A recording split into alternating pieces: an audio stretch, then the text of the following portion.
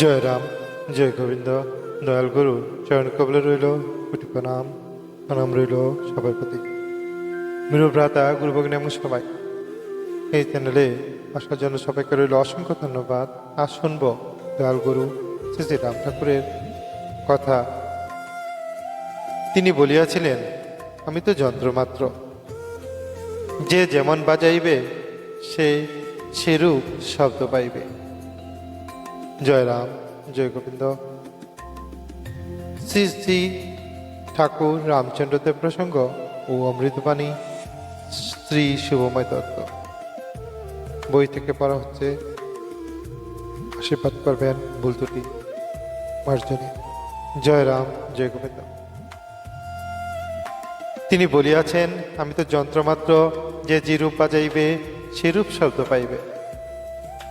যেদিন শ্রী শ্রী ঠাকুর কৃপা করিয়া আমাদের দীক্ষা দিয়াছিলেন, সেই দিন বিকালবেলা তৎকালীন নোয়াখালী জেলা স্কুলে অ্যাসিস্ট্যান্ট হেডমাস্টার, যিনি যোগ শাস্ত্রাদিতে ও ক্রিয়াকাণ্ডে যথেষ্ট জ্ঞান অর্জন করিয়াছেন বলিয়া মনে মনে অন্তত অভিমানী ছিলেন, তিনি ঠাকুরের শাস্ত্রজ্ঞান ও ক্রিয়া কর্মাদি বিষয়ে পারদর্শিতার পরীক্ষা করিতে গিয়াছিলেন। কিছুক্ষণ কতগুলি প্রশ্ন করিয়া ও তদ্বিষয়ে আলোচনা করিয়া যে উত্তর পাইলেন, তাহাতে তিনি মনে মনে ভাবিলেন যে ঠাকুরের শাস্ত্রজ্ঞান নাই বলিল অত্যুক্তি হয় না।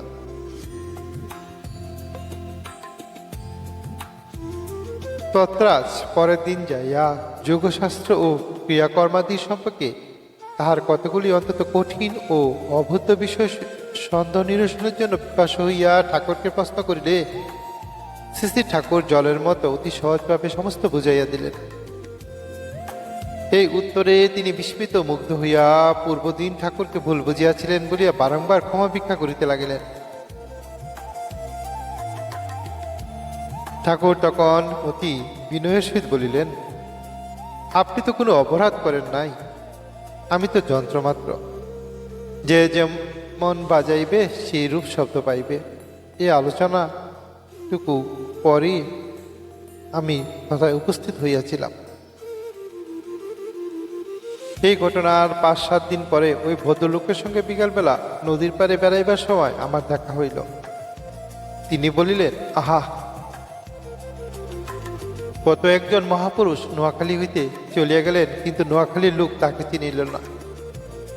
আজকাল লোকালয়ে এইরূপ শক্তিশালী মহাপুরুষ আর দেখা যায় না। আমি বলিলাম, আপনি কাহার কথা বলিতেছেন? তিনি উত্তরে কহিলেন, বাসুদের বাসায় আপনি সেদিন তাহার নিকট বসিয়াছিলেন।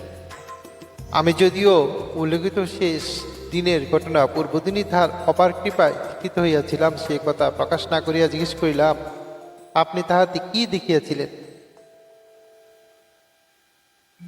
উত্তরে তিনি উপরোক্ত আলোচনার বিষয় উল্লেখ করিয়া বলিলেন, ঠাকুর অনিমা, লঘিমা আদি অষ্টসিদ্ধ সিদ্ধি এবং অন্যান্য কল্পনাতীত শক্তির অধিকারী। তিনি ইচ্ছা করিলে চারিদিকে ইটের দেওয়ালে ঘেরা বদ্ধ দরজার ঘর হইতে বাহির হইয়া যাইতে পারেন। তিনি এরূপ আরো অনেক কথাই বলিলেন এবং আমি ভিতরে ভিতরে তাহা অজ্ঞাতে আনন্দে আপ্লুত হইতে লাগিলাম। জয় রাম, জয় গোবিন্দ। গুরু কৃপাই কেবলম, গুরু কৃপা সবার উপর বর্ষিত হোক, গুরু আশীর্বাদে জগৎ আলোকিত হোক, গুরু মহিমা জগৎব্যাপী প্রচার হোক। জয় রাম, জয় গোবিন্দ। প্রিয় গুরু ভ্রাতা গুরু ভগ্নী এবং সবার প্রতি বিশেষ অনুরোধ রইল আমাদের এই চ্যানেলটি লাইক, শেয়ার ও সাবস্ক্রাইব করার জন্য। সবাই খুব ভালো থাকবেন, গুরুর আশীর্বাদ আপনার আমার সবার উপর বর্ষিত হোক। জয় রাম। গুরু আমাদের ভালো রাখুন, গুরু ভালো থাকুন। জয় রাম, জয় রাম, জয় রাম, জয় রাম, জয় রাম।